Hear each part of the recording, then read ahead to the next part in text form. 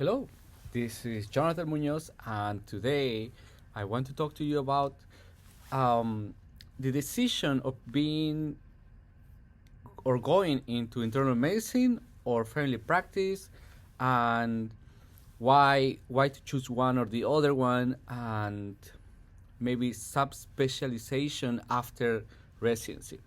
So for the ones that get confused, why should you have, if you're going to internal medicine, why should you have family practice as a backup? You know, that thing that they say backup in case you don't get anything. It's true, and many people think the less of family practice, to be honest. And why? Because family practice really doesn't lead to a fancy subspecialty.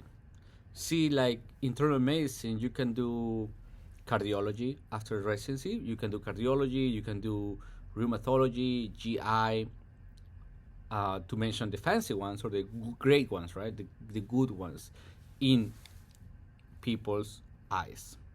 And why do I say that? Because, for example, from where I come, from Peru, and most of South America, for what I hear or I talk to my friends, is that in these countries, your family, your friends see an specialty like surgery, neurosurgery, neurology, GI. They see an specialty as something that gives you status, that gives you a heads up or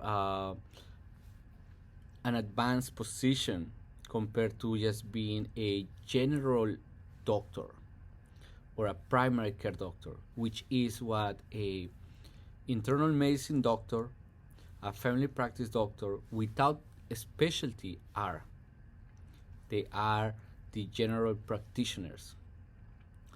And even in this country, the patients or the other specialties don't see internal medicine or family practice as much more than the general practitioners. But they know that there is something in primary care that is um, that is not special, but is makes life easy. And is that, for example, internal medicine and family practice, you can have a lifestyle. You can choose to live life. Whereas in other specialties, unless they are dermatology or they are plastic surgery, where you make a great salary and work less than other specialties. For other specialties like rheumatology, nephrology, infectious disease, your income, the money that you make or get, it's tied up to the amount of patients that you see or the amount of days that you work. So for specialties that are at reach to IMGs, and I'm talking about IMGs like I was on a J1 visa or an H1B visa, depending on a visa. I'm not talking about IMGs with a green card, because IMGs with a green card, they have it easier than IMGs with a J1 visa. So I'm just talking about the pure IMGs. So if you want to know what a hospital is or an internal medicine and family practice, the relationship is, this is it. So family practice, you can do a little set of things after residency. You can do a 1 year residency on OBGYN, which allows you to in some states allows you to do a C-section in non-complicated patients. Is that good? Not to me. because it only happens with states or areas that are very, very rural that no one wants to go. So they don't have many OBGYN doctors. So they said, okay, the family practice doctor has a fellowship that allows him to do a C-section. And keep this in mind, the hospital system, the insurance company system doesn't care who does it, and they don't care who does it, who does the C-section. As long as you have a license to do it, in their eyes you're allowed to do it. So it's all good and great until a mistake happens. If a mistake happens, then you're in deep trouble, because even if you're allowed to do it, why would you do it if you are trained into something different? Why would you take on the risk? So that's the way physicians that do these things, little C-sections or C-sections around here and there in rural areas, get in trouble, because it's not your area of expertise. Even if you are going through a fellowship, there are gynecologists and obstetric doctors that do this, that they should be doing this. But in rural areas, they don't have that right? So they have to recur to whoever is coming that way.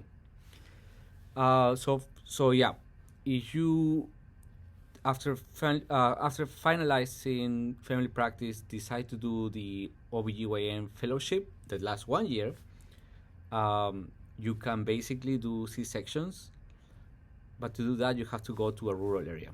No one wants to go to a rural area. That's the truth. For example, I live in Los Angeles.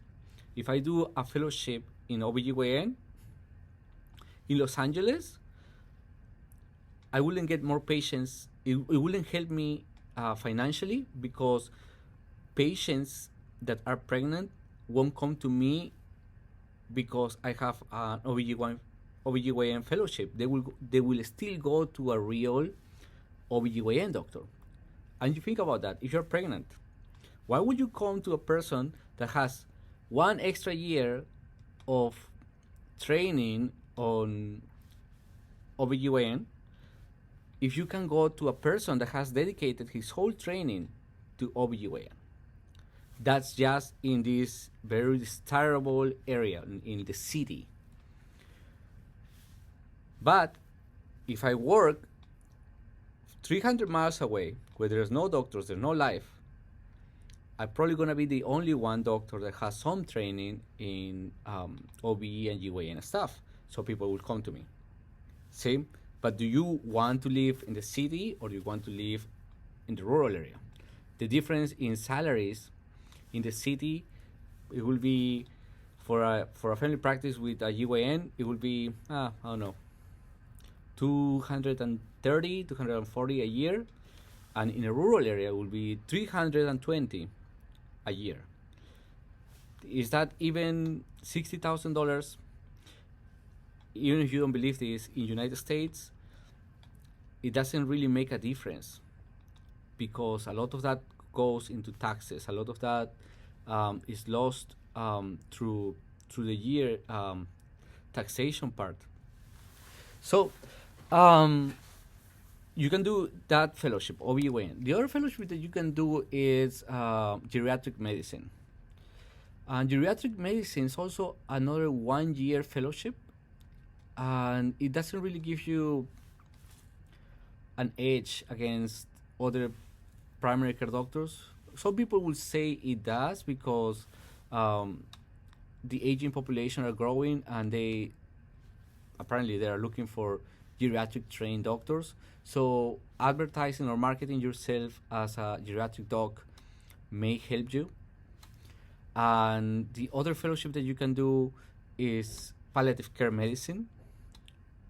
1 more year, in case you want to dedicate your life to hospice care or to palliative care medicine. Still these days in United States, there's not a big coverage on how a palliative care doctor is paid, unless you work with a hospital system, with a medical group.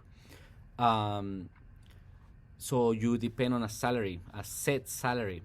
But if you work on your own, that's still not covered by insurance completely. So you may not, at this point in time, it doesn't really make sense to do a palliative care fellowship to work privately.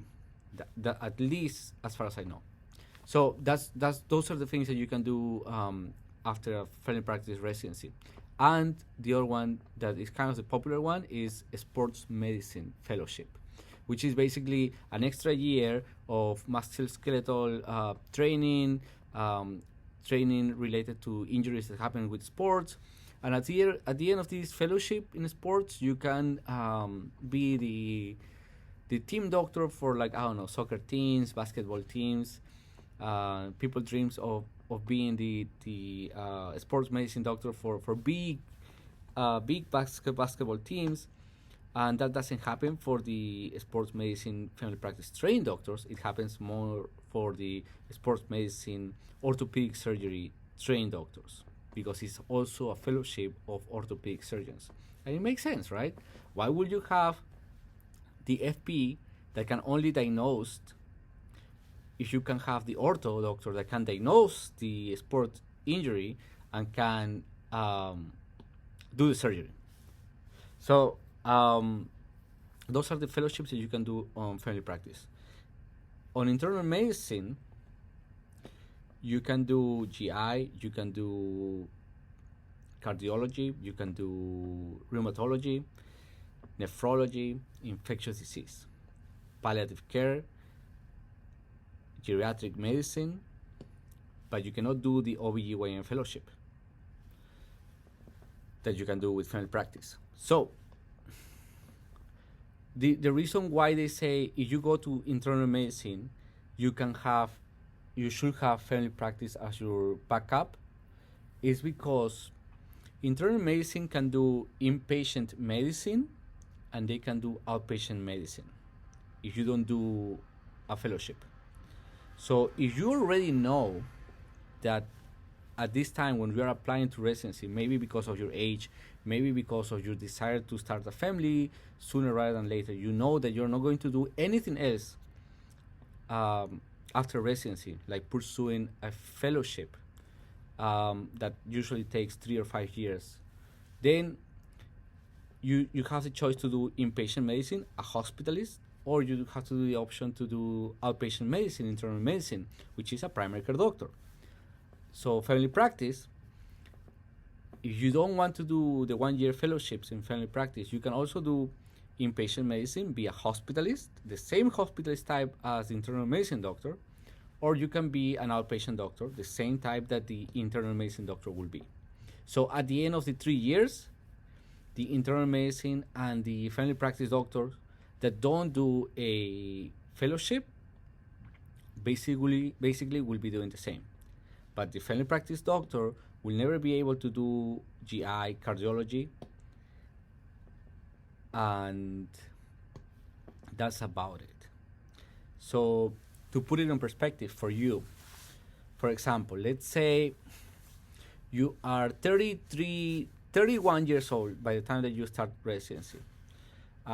You finish by age 35 residency, and you finished on family practice. You want to be only a hospitalist. So then you are doing what I'm doing. I'm working 7 on, 7 off. So 7 days I work and 7 days I don't do anything. And you get paid a set salary.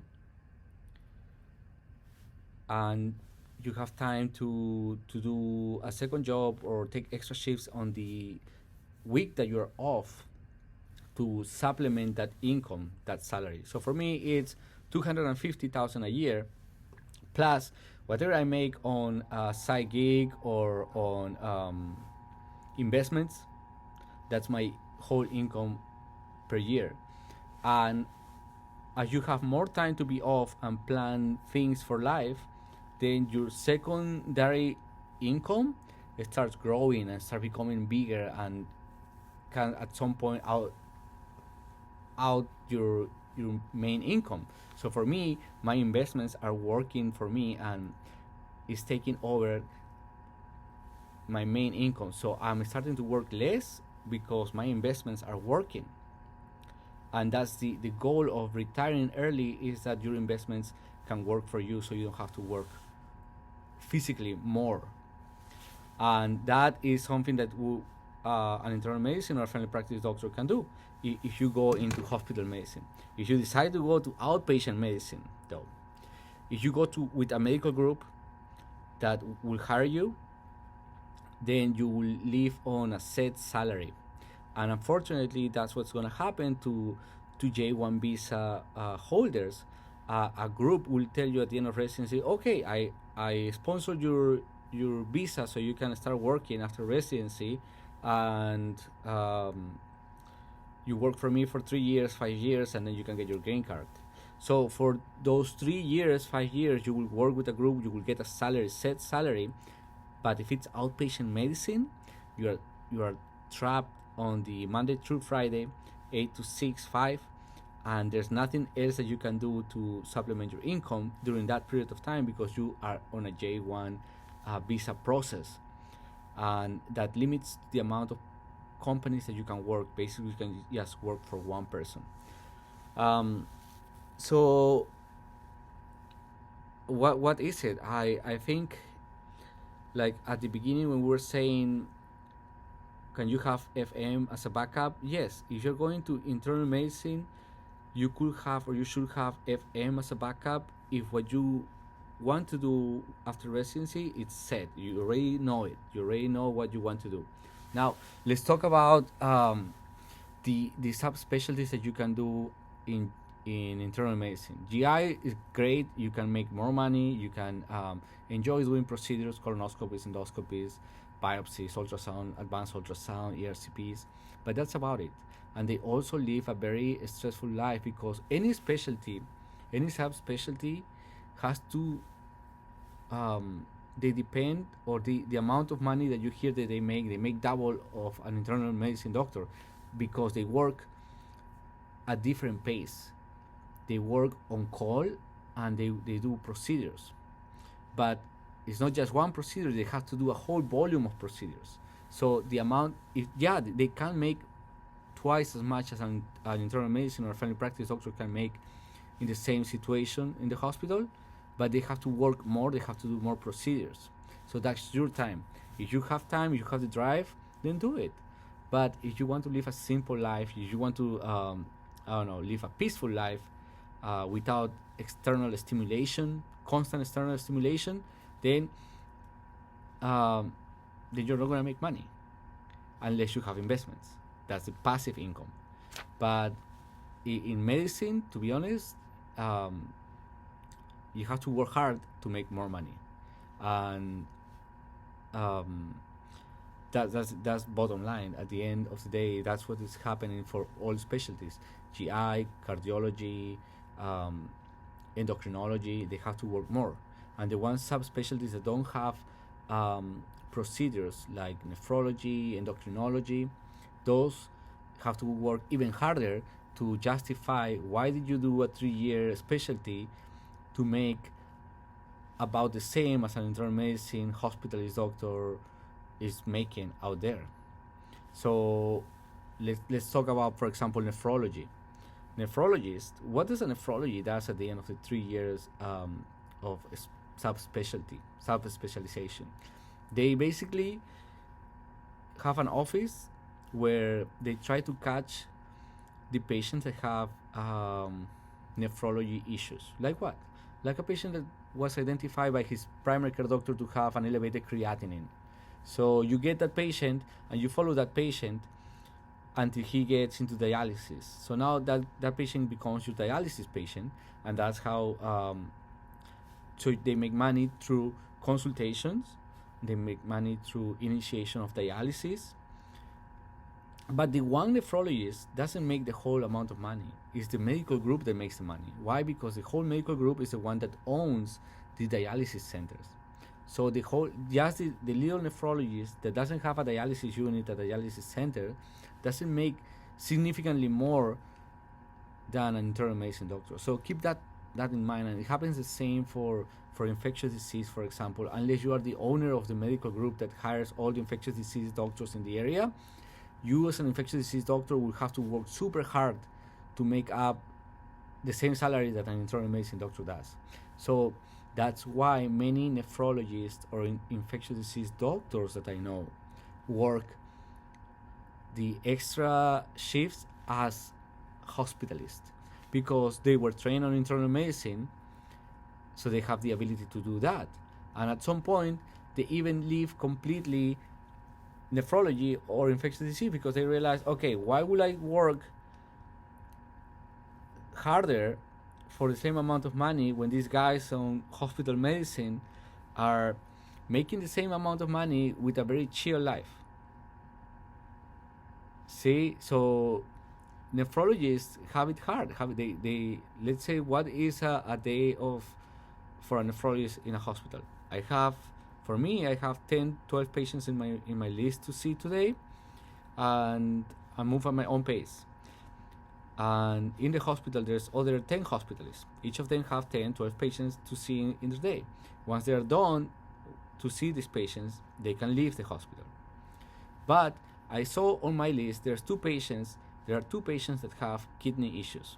So I called the nephrologist on call for the day and say, hey, I have two patients for you to see for consult.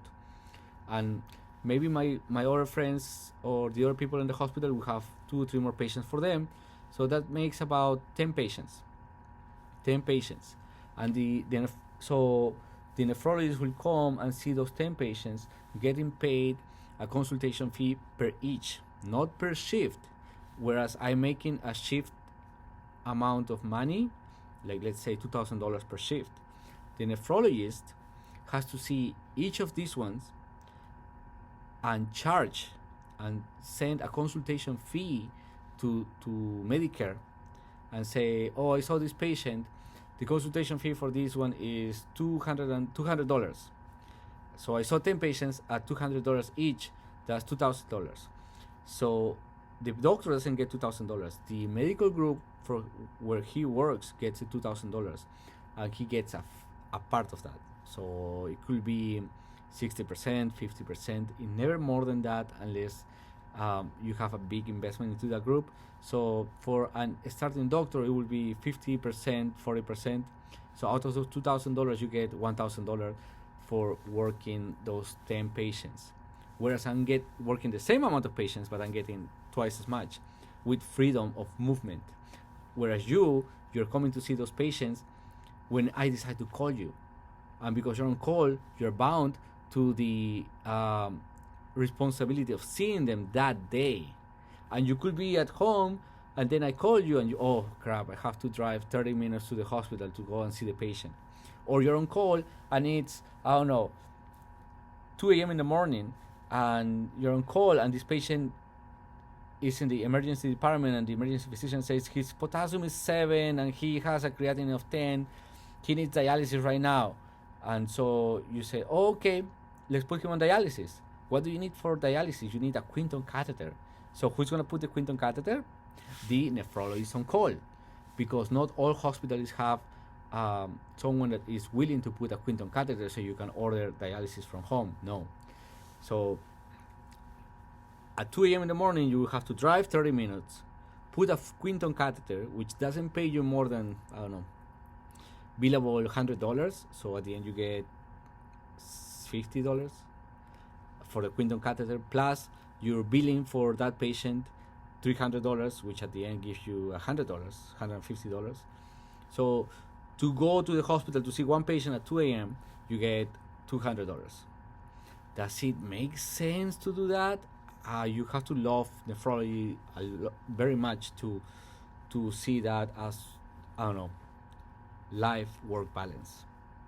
So that will do it for today. If you have more questions, I hope you reconsider having family practice as a backup if you don't have intentions to further specialize after residency. You have to live life. So my only advice is that for what I see is most doctors that I know, they get their money, their final riches, they get it from outside of medicine investments. And it could be anything. It could be real estate, buying and selling houses, or it could be the creation of a new product. I don't know, energy drinks, protein drinks. It could be venturing into something that's not medicine, like, for example, a friend started his own medical lab, so he's making money out of it, and he doesn't have to be a doctor for that. Or creating, I don't know, a hospice agency. You don't have to be the hospice doctor, you just have to own and finance the hospice group, and you can start that way. So that's something to keep in mind. If you have more questions about other specialties, let me know, and thank you.